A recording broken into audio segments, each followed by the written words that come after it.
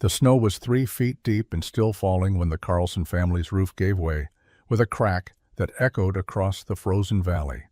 And they ran through the blizzard toward the one place they had sworn they would never set foot in. Inside the Hillside structure they had mocked for 8 months, Ingrid Hartman heard the desperate pounding on her door and opened it without a word. Before we begin, let us know in the comments where you're watching from, and if stories of forgotten frontier wisdom move you, hit that subscribe button, because tomorrow's story is even more remarkable than this one. The wagon came to a stop at the edge of the settlement on the morning of March 23, 1856. Ingrid Hartman sat on the driver's bench, reins loose in her hands, and studied the collection of log cabins scattered across the narrow valley. Smoke rose from chimneys. Children played near one of the larger structures. It looked like survival. It looked like community. It looked like everything Ingrid had hoped to find when she and her husband had left Wisconsin 6 months earlier. She climbed down from the wagon, her boots finding the muddy ground. The dog jumped down beside her, a large Norwegian elkhound named Gunner. Together they stood in the early spring cold, while Ingrid took inventory of what remained. 1 wagon, 2 oxen, a dog, her husband's tools, her grandmother's trunk, enough supplies to last perhaps 2 months if she was careful, and a piece of paper that said she owned 80 acres somewhere in these mountains, land purchased through a territorial agent in a St. Louis office that smelled of tobacco and broken promises. A man approached from the nearest cabin. He was perhaps 50 years old, dressed in wool and leather, with the weathered face of someone who had spent decades in the elements. He introduced himself as Thomas Carlson. "You're the widow," he said. "I am," Ingrid replied. "Land office sent word you'd be coming. Your plot is 2 miles up the valley, steep terrain, rocky soil, good water, though." He studied her. "You got family coming to help you build?" "No family," Ingrid said. "Hired men?" "No." Thomas Carlson's expression shifted to something between pity and concern. "Ma'am, this country doesn't forgive mistakes. Winter comes early. Bears are active. You need shelter built before snow flies, and that's maybe 5 months if you're lucky." "I understand." "Do you know how to build a cabin?" "I've watched it done." The older man exhaled slowly. "Watching and doing are different things." He gestured toward the settlement. "We help each other when we can. If you're willing to wait until summer, some of the men might have time to help you raise a cabin. Standard construction, nothing fancy, but it'll keep you alive." Ingrid looked past him toward the mountains. She could see the valley rising into pine forest, the terrain growing steeper with elevation. Somewhere up there was her land. "I appreciate the offer," she said, "but I need to see the land first." Thomas nodded. "I'll ride up with you tomorrow, show you the boundaries." That night, Ingrid camped beside her wagon at the edge of the settlement. She built a small fire and made coffee. Gunner lay beside her, his warmth a comfort against the mountain cold. She thought about her husband, buried beneath the prairie soil 300 miles east. She thought about the consumption that had taken him slowly over their final months together. And she thought about the last coherent conversation they had shared 2 days before he died, when he had gripped her hand and told her to build smart, not just strong. The memory came to Ingrid unbidden as she stared into the fire. It was mid-January, and they had been camped on the open prairie for 3 days while a winter storm passed. Her husband Eric lay in the back of the wagon, wrapped in every blanket they owned, coughing blood into a cloth he tried to hide from her. She knew he was dying. He knew she knew. They had stopped pretending otherwise. On the 4th day, the storm broke and pale sunlight appeared. Eric asked her to help him sit up so he could see the sky. She propped him against the wagon side and sat beside him, holding his hand. His breathing was labored, each inhalation a struggle, but his mind was clear in a way it hadn't been for weeks. "You're going to make it to the mountains," he said. His voice was barely a whisper. "We're going to make it," Ingrid replied, though she knew it was a lie. Eric shook his head slightly. "Listen to me. When you get there, don't build like everyone else builds. Don't just copy what you see." He paused to catch his breath. "My father built the same barn 3 times because he built it the way his father taught him. Same mistakes, same failures, same stubborn pride. Promise me you'll think different." "I promise," she said. "Build smart," Eric continued. "Not just strong. Strong breaks when the wind is stronger. Smart adapts, smart survives." He coughed, a wet, terrible sound. "Remember your grandfather's house in Norway. Remember how it worked with the land, not against it." She wanted to tell him to save his strength, but she knew these might be his last words to her, so she listened. "The earth protects what's inside it," he said. "Stone holds heat. Water flows downhill. These things don't change. Use them." His grip on her hand tightened slightly. "Don't let anyone tell you there's only one way to survive. Promise me." "I promise," Ingrid said again. Eric died 2 days later. She buried him on a hillside overlooking a frozen creek, using a pickaxe to break through the hard ground. It took her most of a day to dig deep enough. She marked the grave with stones and said the prayers her mother had taught her. Then she climbed back into the wagon and continued west. The fire was dying now, collapsing into coals. Ingrid added another piece of wood and pulled her coat tighter. Gunnar shifted beside her, his breathing steady and calm. Somewhere in the darkness, an owl called. The settlement was quiet except for the occasional sound of a door closing or a dog barking. Tomorrow she would see her land. Tomorrow she would begin making decisions about how to survive. And when she did, she would remember Eric's words. She would build smart, not just strong. She would think different, even if it meant standing alone. Thomas Carlson guided his horse up the narrow trail with Ingrid's wagon following behind. The terrain grew steeper as they climbed, pine forest closing in on both sides. After an hour, they emerged into a clearing on a hillside that offered a view of the entire valley below.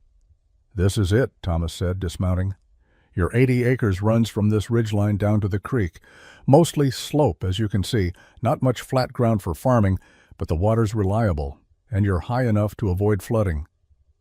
Ingrid climbed down from the wagon and walked the perimeter. The land was indeed steep, rising sharply toward a rocky outcrop on the eastern edge. But she saw possibilities others might miss. The southern exposure would catch maximum sunlight. The slope provided natural drainage, and the hillside itself was composed of firm soil and rock, not loose scree or sand. She stopped at a spot where the hill formed a natural concave depression, almost like a shallow bowl carved into the slope. The earth here was protected from the worst winds by the terrain above. Water would drain around it, not through it. And the soil, when she crouched to examine it, was dense clay mixed with stone. "What are you looking at?" Thomas asked. "This spot," Ingrid said. "This is where I'll build." Thomas frowned and walked over. He studied the location and shook his head. "Ma'am, you want to build down near the creek on flat ground. This slope is too steep. You'll be hauling water uphill every day, and come winter, snow will drift heavy right where you're standing." "I'll build into the hill," Ingrid said. There was a long silence. Thomas stared at her as if he had misheard. "You'll what?" "I'll excavate into the slope and build the structure partially underground. The earth will provide insulation and protection. I'll only need to construct the front wall and roof." Thomas removed his hat and ran a hand through his hair. "Ma'am, with all respect, that's not how cabins are built in this country. You build 4 walls and a roof on level ground. What you're describing sounds like a root cellar or a mine shaft, not a home." "It's how my grandfather built in Norway," Ingrid said calmly. "Turf houses set into hillsides. They stayed warm in winter and cool in summer with minimal fuel." "This isn't Norway," Thomas said. His tone had shifted from helpful to concerned. "The ground here is different. The weather is different. And frankly, digging into a hillside alone is dangerous work. The whole thing could collapse on you." "I'll be careful." Thomas replaced his hat and looked at her with something close to frustration. "Mrs. Hartman, I'm trying to help you survive your first winter. What you're proposing is foolish and dangerous. Let us build you a proper cabin down by the creek. It won't cost you anything but time." "I appreciate your concern," Ingrid said, "but this is my land and my decision." The ride back to the settlement was quiet. When they arrived, Thomas helped her unhitch the oxen, then departed without another word. By evening, the entire community knew about the widow's plan to dig a hole in the ground and live in it like an animal. The mockery began immediately. Ingrid began work the next morning. She loaded the wagon with tools, supplies, and everything she would need for extended work away from the settlement. The oxen pulled the load up the trail she had traveled the day before, and by mid-morning she had established a temporary camp near the spot she had chosen. The tools Eric had left her were basic but functional: a pickaxe, a shovel, a handsaw, an axe, a draw knife, and a collection of smaller implements for finer work. She also had rope, a sledgehammer, and several iron wedges for splitting stone. It was enough to build with if she was smart about how she used each piece. She started by clearing vegetation from the hillside depression. Small bushes and grass came away easily. Larger roots required the axe and patience. By afternoon, she had exposed the bare earth and could see exactly what she was working with. The slope here ran at approximately 30 degrees. The soil composition was what she had hoped: dense clay with embedded stone that would hold an edge when cut properly. Ingrid marked out the dimensions of her structure using stakes and rope. 12 feet wide, 16 feet deep into the hill. The ceiling height would be 7 feet at the front, sloping down slightly toward the back. It was modest, but it would be enough for one person and a dog to live comfortably. The excavation began with the pickaxe. She worked methodically, starting at what would become the front edge and digging backward into the slope. Each swing of the pick loosened clay and stone. She shoveled the debris into a pile off to the side, material she would use later for other purposes. The work was brutally hard. Her hands blistered within the first hour. Her back ached from the constant bending and lifting. But she maintained a steady rhythm, understanding that this was not a task to be rushed. By evening of the first day, she had excavated perhaps 2 feet into the hillside across the width of her marked area. It was slow progress, but it was progress. She built a fire, made dinner, and slept in the wagon with Gunner curled at her feet. The second day brought the same routine: pick, shovel, pile the debris. Her hands bled through the blisters now, so she wrapped them in strips of cloth torn from an old shirt. The pain was constant, but manageable. What concerned her more was the stability of the excavation. She needed to maintain the proper angle on the ceiling to prevent collapse. Too steep and the weight above would fail. Too shallow, and she would not have adequate headroom. She worked from dawn until dusk, and the hole grew deeper. On the 5th day of excavation, Ingrid rested. Her body demanded it. She sat near her fire and let her mind wander back across the years to a childhood in a Norwegian valley she had not seen in 23 years. Her grandfather's house had been built into a hillside overlooking a fjord. She remembered it as a place of warmth and strange beauty. From the front, it looked like a simple stone cottage with a turf roof, but the structure extended far back into the earth, rooms carved from the hillside itself. Her grandfather had explained the construction to her when she was perhaps 9 years old, walking her around the property and pointing out each feature with pride. "The earth is the best insulation God ever made," he had said in Norwegian. "A meter of soil above your head keeps you warm in winter and cool in summer. The stone walls we build are just to hold back the earth and let in light. Everything else the mountain does for us." She remembered how he had shown her the drainage channels cut into the slope above the house, diverting water around the structure. She remembered the birch bark layers he had placed against the earth walls before covering them with planks. She remembered the way he had angled the roof so snow would slide off naturally, and the way he had positioned the chimney to draw smoke efficiently without losing heat. Most clearly, she remembered the interior. It had been dark, yes, but not damp. The earth walls stayed dry because of the waterproofing layers.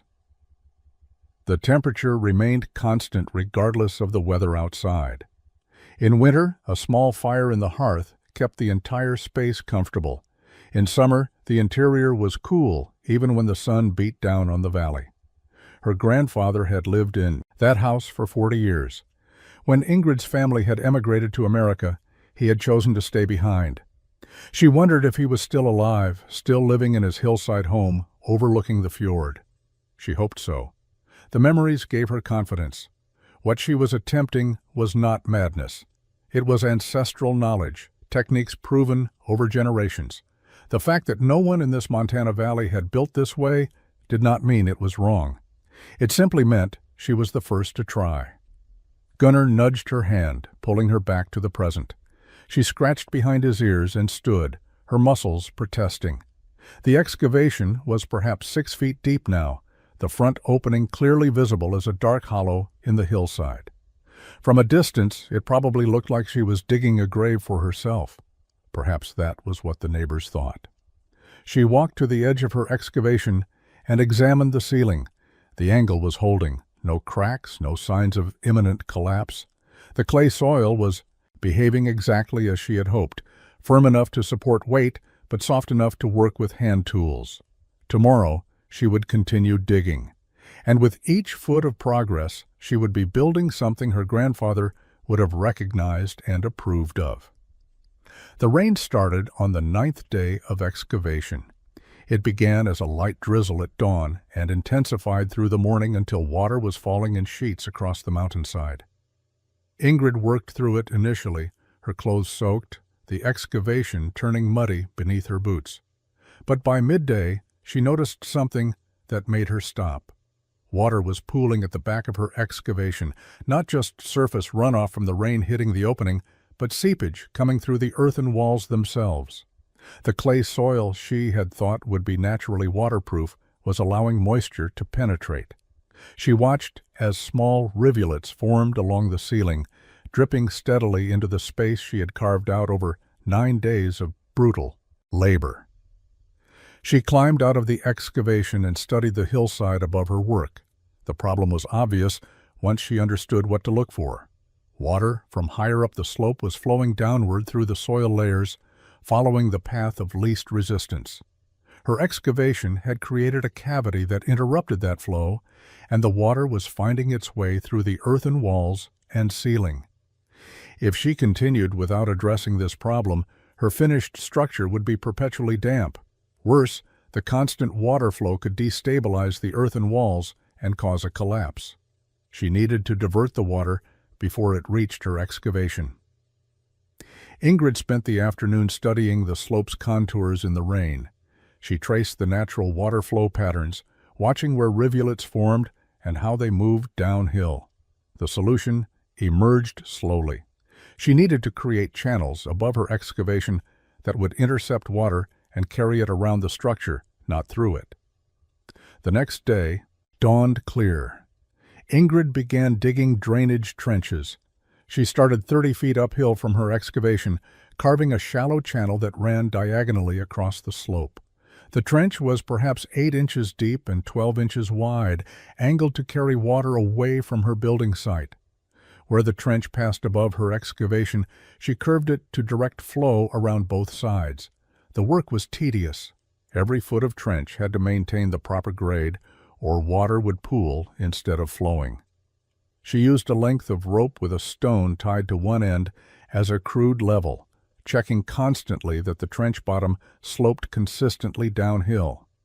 After 2 days, she had completed a primary channel above her site and 2 secondary channels that branched off to either side. When the next rain came 3 days later, she watched with satisfaction as water flowed through her channels and around her excavation. The interior stayed dry. The earthen walls showed no new seepage. The problem was solved, but the solution had cost her nearly a week of work. The settlement families had noticed her absence and sent someone to check on her progress. A young man named Peter arrived on horseback, studied her muddy trenches and partially completed excavation, and rode back with a report that confirmed what everyone suspected.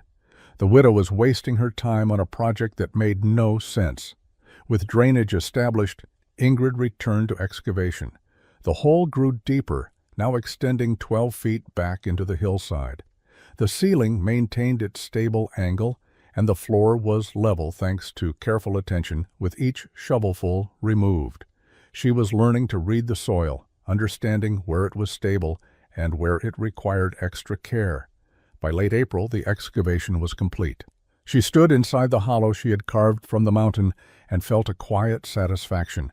The space was dark and cool, the earthen walls solid around her. It was not yet a home, but it was shelter of a kind.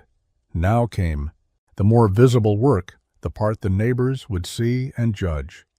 She needed stone for the front wall. The hillside provided abundant material.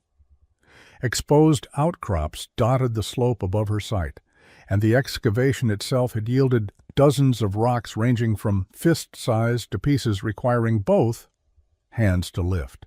But she needed specific stones, not just any rocks she could find. Ingrid spent 3 days gathering. She looked for flat surfaces that would stack well. She avoided round stones that would create unstable joints. She preferred dense granite over softer sedimentary rock. Each stone was examined, and most were rejected. The ones she kept were hauled to her building site and organized by size. The front wall would need to be thick, at least 18 inches, to support the weight of the earthen roof above. She marked the wall's footprint with stakes, a rectangle 12 feet wide and 7 feet tall at the center, tapering slightly toward the edges, where it would meet the excavated hillside. She began laying stone without mortar initially, dry stacking to understand how pieces fit together. It was three-dimensional puzzle work. Each stone had to contact the stones around it at multiple points. Gaps had to be minimized. The wall face needed to be relatively plumb, not leaning inward or outward. Her hands, already calloused from excavation work, developed new calluses from handling rough stone. She learned to judge weight and balance, understanding which stones could be lifted alone and which required leverage with a wooden pole. Heavy pieces went into the bottom courses. Lighter, flatter stones were saved for higher up. After 5 days of dry stacking, she had a wall layout that satisfied her. She then disassembled it stone by stone, numbering each piece with chalk marks so she could rebuild it identically. This time she would use mortar. The mortar was a mixture she prepared carefully: clay from the excavation, sand from the creek below, and water mixed to a thick paste. It was not lime mortar, which would have been stronger, but required materials she did not have. Clay mortar would suffice if kept dry, and her drainage system would ensure that. She rebuilt the wall, spreading mortar between each stone, tapping pieces into position, checking constantly for plumb and level. The work was slow and exacting. A full day might see only 2 feet of wall height completed. The stone wall reached its full height by mid-May. Ingrid stood back and examined her work. The wall was solid, slightly rough-textured, with small gaps between stones filled with clay mortar. Door and window openings had been left as planned, their dimensions marked by wooden frames she had temporarily installed. The structure was beginning to look like something intentional rather than an accident. Now she faced the critical task of waterproofing the earthen walls and ceiling of the excavation itself.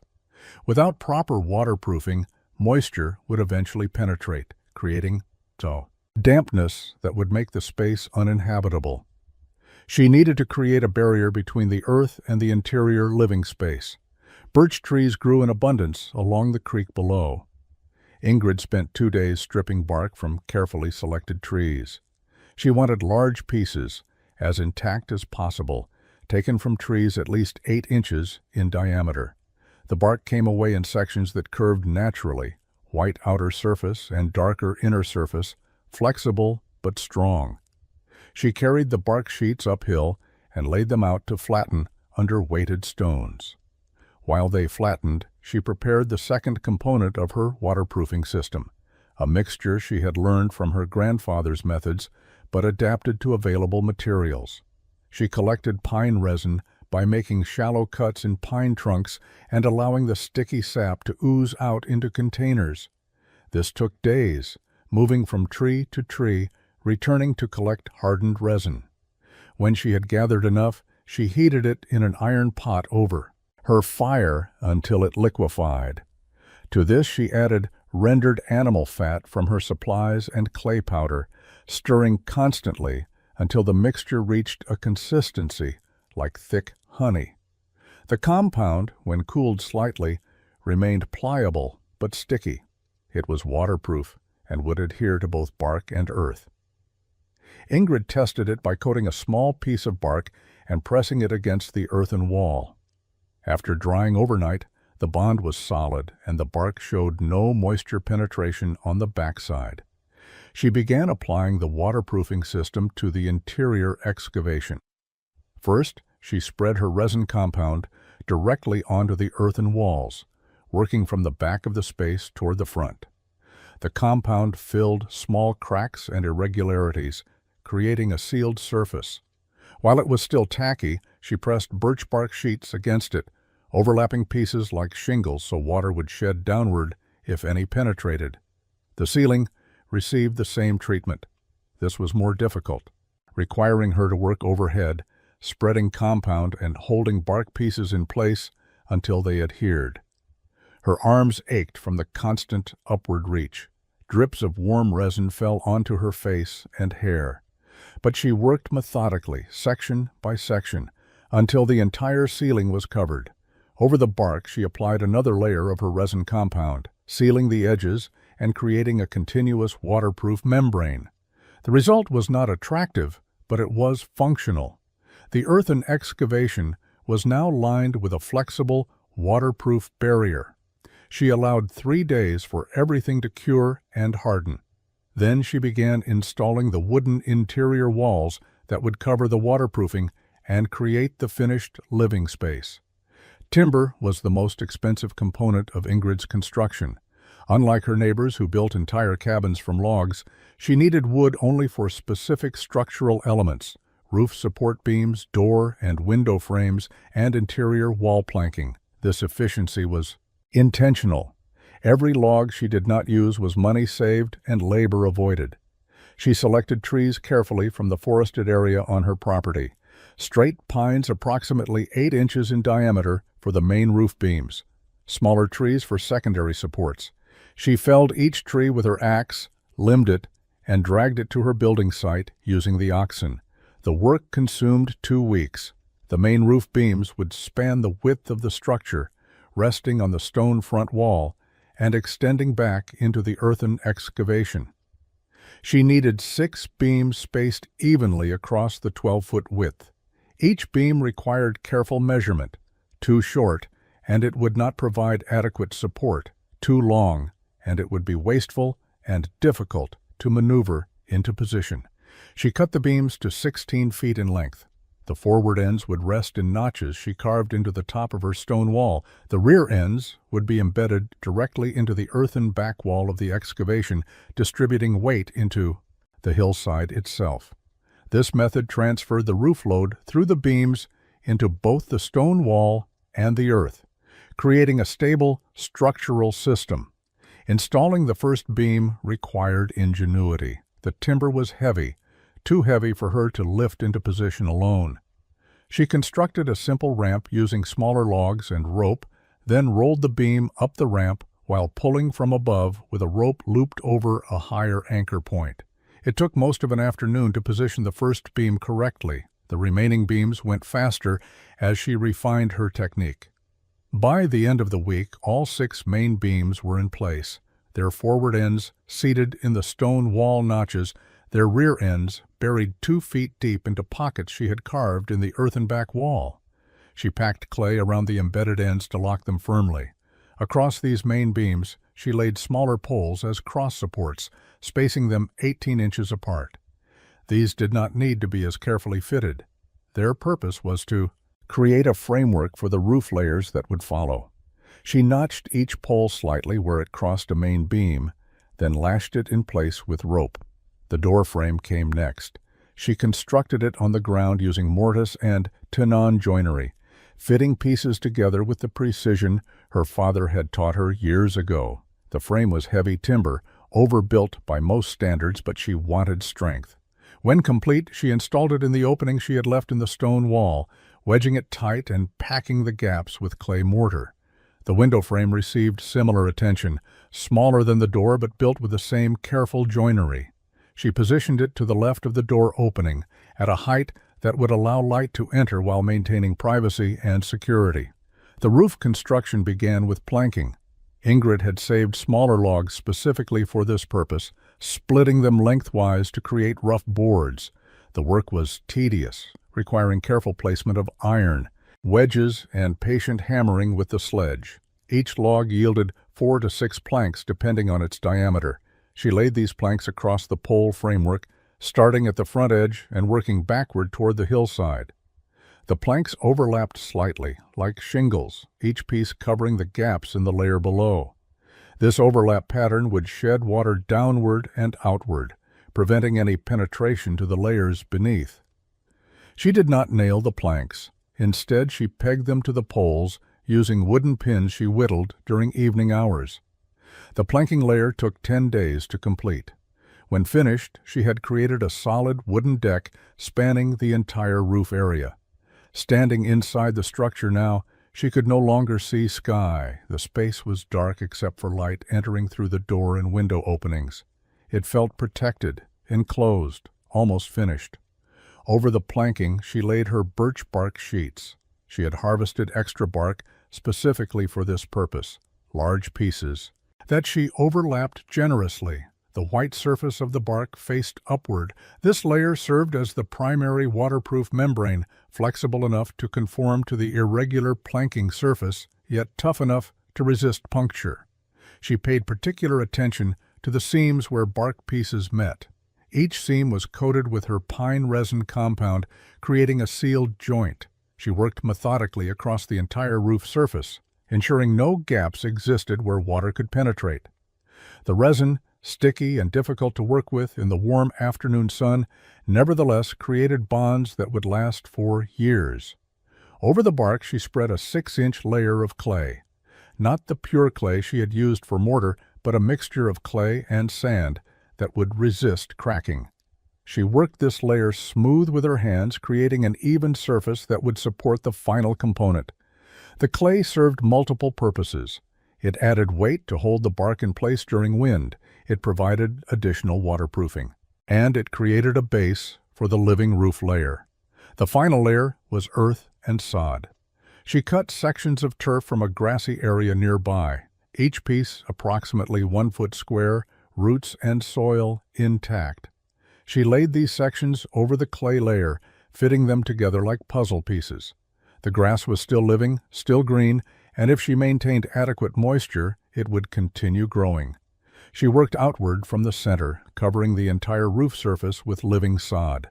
The weight was substantial. The completed roof probably added 2 tons of mass to the structure. But the stone wall and timber beams supported it easily, and the earthen back wall absorbed its share of the load without complaint. When she finished, she stood back to observe. The structure now looked like a natural extension of the hillside. The sod roof blended seamlessly with the slope above. Only the stone wall and dark openings revealed human construction. Ingrid moved her possessions into the completed structure on a cool morning in late September. The interior was dark until she lit a candle, then the space revealed itself in warm, flickering light.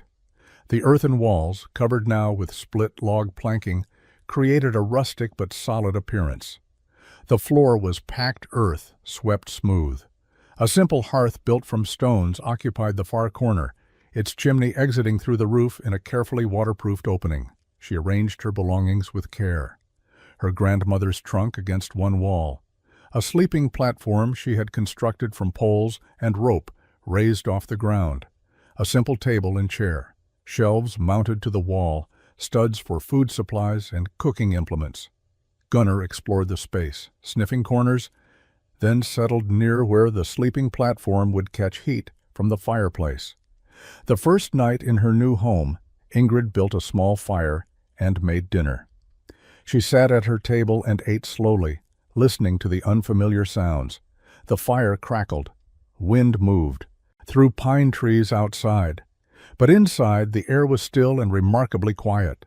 The thick, earthen walls muffled exterior noise. The space felt insulated, protected, almost womb-like in its enclosure. As the evening temperature dropped outside, she noticed something remarkable. The interior temperature barely changed.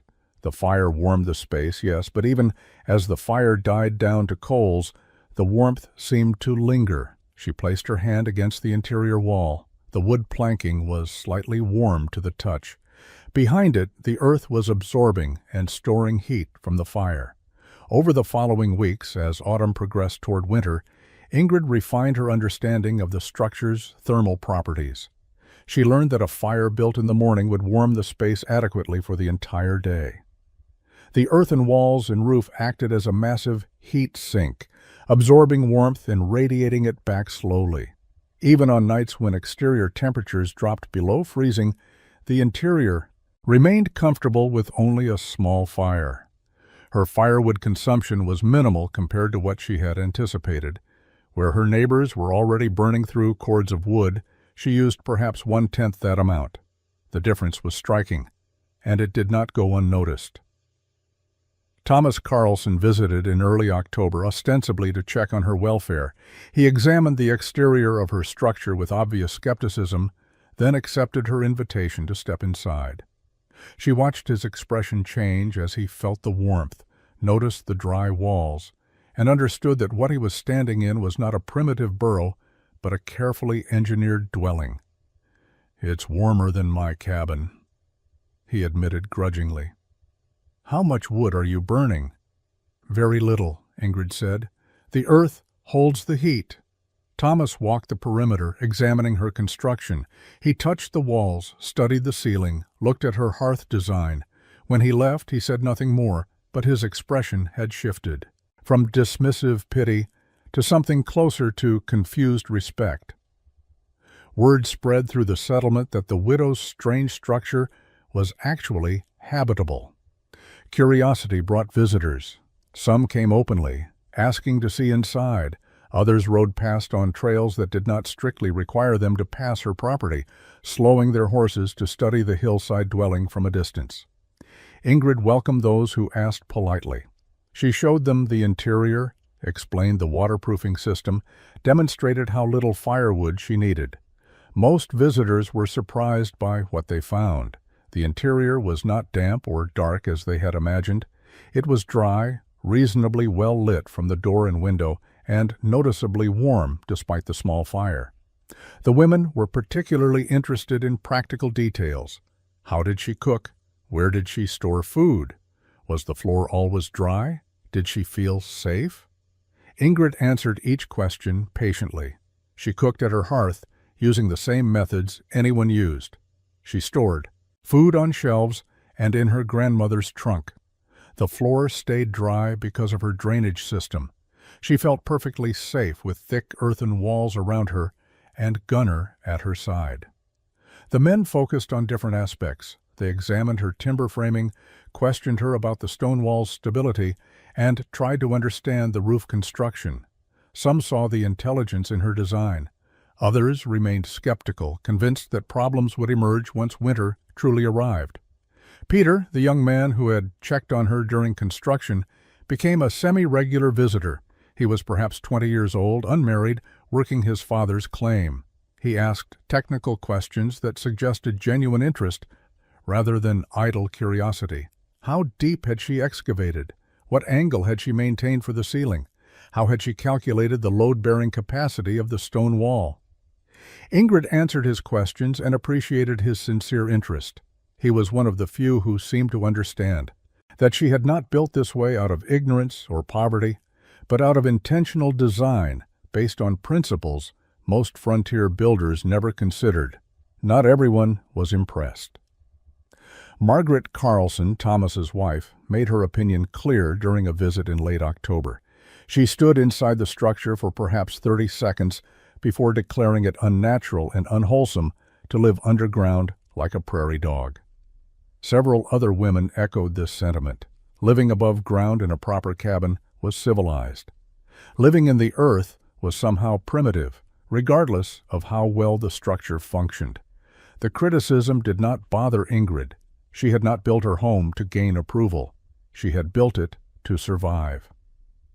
As November arrived and the first significant snows fell, she watched from her warm interior as neighbors struggled to keep their cabins heated. They burned wood constantly and still complained of cold drafts and frozen water buckets. Ingrid's water bucket never froze inside her home. Her firewood pile, modest by any standard, would easily last the winter, and as the temperature outside dropped to brutal lows, her interior remained so stable she sometimes forgot how cold it was beyond her stone wall. The winter of 1856 settled over the Montana Valley with unusual severity.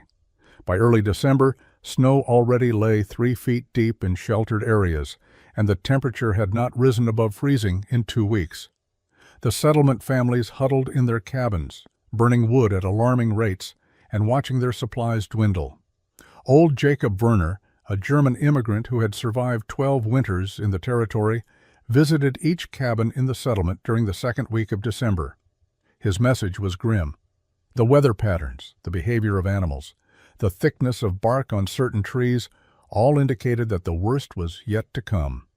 He predicted a storm unlike anything the settlement had seen, possibly arriving before Christmas. The families took his warning seriously. Jacob had predicted weather accurately before. Men spent long days cutting and hauling additional firewood. Women inventoried food supplies and made calculations about rations. Children were kept close to cabins, no longer allowed to play in the snow without supervision. The entire community shifted into survival mode. Thomas Carlson organized a meeting in his cabin, the largest structure in the settlement. 14 adults crowded inside to discuss preparations. They reviewed each family's firewood supply, food stores, and structural readiness. The inventory was concerning. Several families were already burning through wood faster than anticipated. 2 cabins had developed significant gaps in their chinking, allowing cold air to penetrate. One roof was showing signs of stress under the existing snow load. Someone mentioned that the widow up the hill seemed to be using very little firewood. Thomas confirmed this, though he could not fully explain why her structure retained heat so effectively.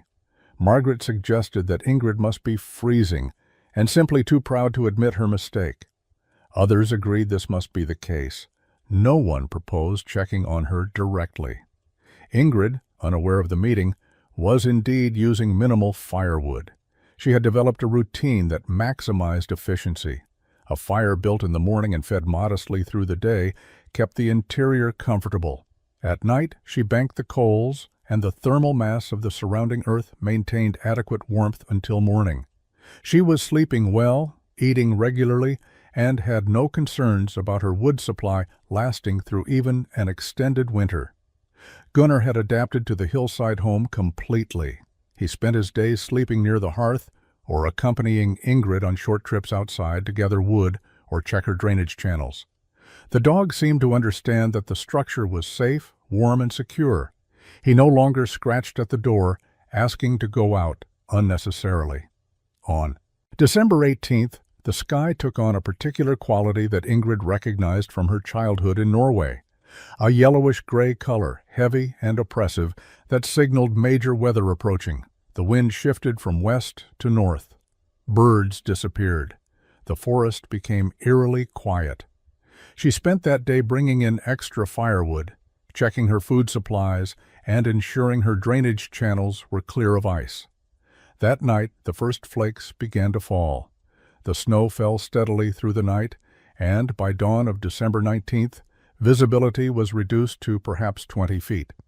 The wind picked up throughout the morning, driving the snow horizontally across the valley. By midday, it was a full blizzard. Temperature plummeted. Wind gusts strong enough to knock a person down roared through the pine forest. Ingrid stood at her doorway briefly, observing the storm, then closed and barred the heavy door. Inside, her structure was quiet. The wind that howled outside was barely audible through the thick earthen walls. Snow accumulated on her sod roof, but the mass of earth above her absorbed the weight easily. She built up her fire slightly, more for light and cooking than for heat, and settled in to wait out the storm. In the settlement below, conditions were deteriorating rapidly. The Carlson cabin, built with standard log construction, creaked and groaned under wind stress. Cold air penetrated through gaps in the chinking despite efforts to seal them. Thomas fed wood into their fireplace constantly, but the cabin remained uncomfortably cold. Margaret wrapped their 3 children in every blanket they owned. The Henderson family, living in a cabin they had built hastily the previous summer, faced worse problems. Their roof had been constructed with minimal support beams, adequate for normal snow loads, but insufficient for what was accumulating. By evening of the first day, they could hear the roof timbers creaking ominously. John Henderson stood inside, staring up at the ceiling, calculating whether the structure would hold. The Peterson cabin had the chinking problem Thomas had noted during the meeting. Wind-driven snow was actually penetrating through gaps between logs, creating small drifts inside the cabin. Anna Peterson spent hours trying to plug the gaps with rags and mud, but in the freezing temperature, nothing adhered properly. The second day of the storm was worse than the first. Wind intensified. Temperature dropped another 10 degrees. Snow accumulation became dangerous. Men ventured outside only when absolutely necessary to bring in firewood, and even those brief trips were exhausting and dangerous. The cold was penetrating, the kind that found every weakness in clothing and shelter. Firewood consumption accelerated. Families that had believed they were adequately prepared began to realize their supplies might not last if the storm continued much longer. The Henderson family was burning through wood at a rate that would exhaust their supply in perhaps 4 more days. Others were not much better off. Inside her Hillside home, Ingrid maintained her normal routine. She cooked her meals, read from the one book she owned, and worked on mending clothes. The interior temperature remained stable. She added wood to her fire 3 times during the day, small amounts that seemed almost insignificant. Gunnar slept peacefully. The storm was happening, but it was happening outside, in another world entirely. On the evening of the second day, she heard a sound that did not belong to the storm. A sharp crack, distant but distinct, carried on the wind. The Henderson cabin roof failed at approximately 8 o'clock on the evening of December 20th. The main ridge beam, undersized and stressed beyond its capacity by accumulated snow, cracked through its center. The crack propagated along the beam's length in less than a second. The roof sagged, then partially collapsed, dropping the center section down into the cabin's interior. John Henderson had been watching the ceiling for hours, anticipating failure. When the crack sounded, he reacted instantly, grabbing his wife and 2 children and pushing them toward the door. They evacuated into the blizzard, wearing whatever clothes they had on, no time to gather blankets or supplies. Outside, the storm was unabated. Snow drove horizontally. Wind threatened to knock them down. The temperature was well below 0. John knew they had perhaps minutes before exposure became deadly. The nearest cabin was Thomas Carlson's 200 yards away. He took his youngest child in his arms, told his wife to hold the other child, and they began struggling through waist-deep snow toward lights they could barely see. They arrived at the Carlson cabin near collapse. Thomas opened his door to find the Henderson family snow-covered and shaking violently from cold. He pulled them inside, and Margaret began immediate efforts to warm them. The children were placed near the fire, wrapped in blankets, given hot liquid. Anna Henderson's hands were showing early signs of frostbite. The Carlson cabin was now sheltering 7 people, not 3. The space was crowded. More significantly, the firewood consumption increased dramatically. With more bodies to warm and more cold air entering each time someone moved, the fire needed constant feeding. Thomas looked at his woodpile and made grim calculations. The storm continued through the third day. The Henderson family could not return to their damaged cabin, even if the storm ended immediately. They were now permanent guests until spring. Other families in the settlement were struggling similarly. The Peterson cabin was barely habitable with snow penetrating the walls. The widow Murphy, living alone in a small cabin at the settlement's edge, was burning through her wood supply at an alarming rate. By evening of the third day, Thomas Carlson made a decision he had never imagined making. His family and the Hendersons were relatively warm but consuming wood that would not last another week if the cold persisted. Other families were in similar or worse condition. There was one place in the valley where someone was reportedly still comfortable, using minimal wood, protected by structure rather than constant fire. He bundled himself in every piece of warm clothing he owned, told Margaret he was going to check on something, and stepped out into the storm. The climb up to Ingrid's property was brutal.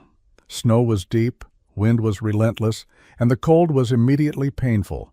But Thomas pushed forward, following a trail he could barely distinguish, driven by necessity rather than pride. He arrived at Ingrid's hillside structure nearly frozen, his beard thick with ice. Ingrid heard the pounding on her door over the wind's howl. She opened it to find Thomas Carlson, barely recognizable, under layers of ice and snow. She pulled him inside, barred the door against the wind, and guided him to a spot near the fire. Gunnar sniffed the visitor warily but did not bark. Thomas stood shaking for several minutes before he could speak. The transition from the storm's brutality to the cabin's relative warmth was shocking. He looked around the space as if seeing it for the first time, though he had visited once before. The interior was warm, genuinely warm, not the barely adequate warmth of his own cabin. The fire burning in Ingrid's hearth was modest, yet the space was more comfortable than any cabin in the settlement. "The Henderson cabin roof collapsed," he said finally. "They're staying with us. We're burning through wood too fast. Everyone is." He paused, pride warring with necessity. "We need help." Ingrid handed him a cup of hot tea and waited for him to continue. "How many people can you shelter here?" Thomas asked. She looked around her modest space. "How many need shelter?" "The Hendersons, 4 people. My family is 5. The Petersons' cabin is barely standing. That's 4 more. Maybe others, if this storm doesn't break soon." 13 people total, Ingrid said quietly. She examined her space with a critical eye. The interior was perhaps 12 feet by 16 feet. Not large, but the floor space was open except for her furniture. "We can fit that many if we're organized, but we'll need supplies brought up. Food, blankets, whatever people have.